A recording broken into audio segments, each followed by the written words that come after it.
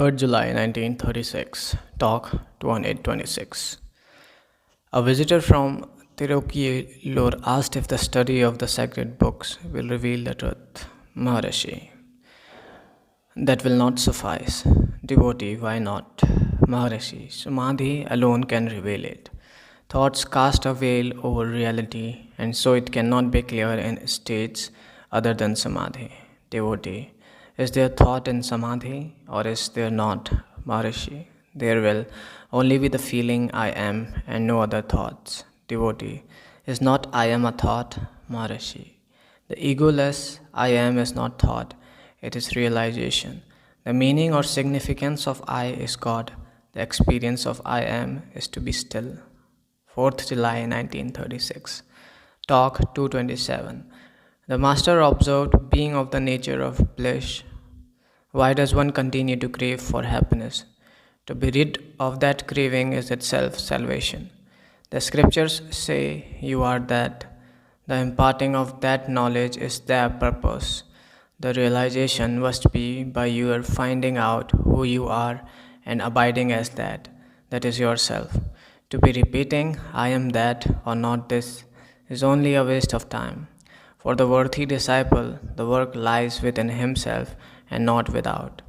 As Bhagwan was descending the hill, one of the workers just outside the ashram stopped work and was about to prostrate before the Master. Then the Master said, to engage in your duty is the true prostration. The Master's attendant asked, how? Maharishi: to perform one's duty carefully is the greatest service to God. Then smiling, he entered the hall. Talk 228. At lunch, a visitor from Nellore asked the Master for a tiny bit of food, prasad, from his dish. Maharishi: eat without thinking of the ego, then what you eat becomes Bhagwan's prasad. After lunch, the Master continued humorously, if I had given you one morsel from my plate, each one would ask for a morsel too. What will be left for me if I distribute the whole plate to others? So you see that it is not devotion. There is no significance in eating a morsel from my plate. Be a true devotee. 8th July 1936. Talk 229. At 8 a.m., the pet squirrel was watching for an opportunity to run out. The Master remarked, all wish to rush out. There is no limit to going out. Happiness lies within and not without. 20 July 1936. Talk 230. A visitor. Can one realize the truth by learning the scriptures and study of books? Maharishi: no. So long as predispositions remain latent in the mind, realization cannot be achieved.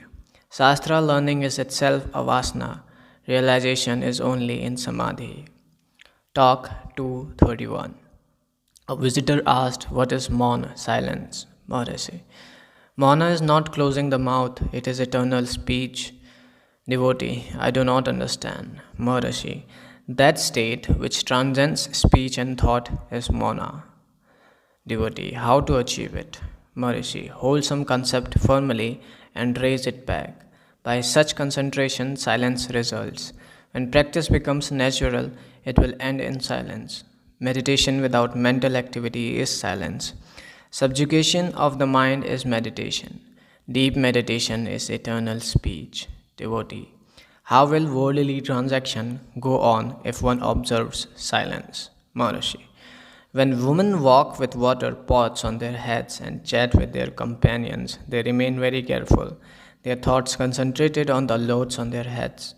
Similarly, when a sage engages in activities, these do not disturb him because his mind abides in Brahman.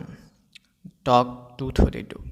The Master said on other occasion, only the sage is a true devotee.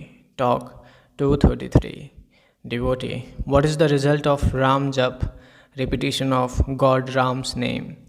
Maharishi: Ra is reality, Ma is the mind. Their union is the fruit of Ram Jap. Utterance of words is not enough. The elimination of thoughts is wisdom.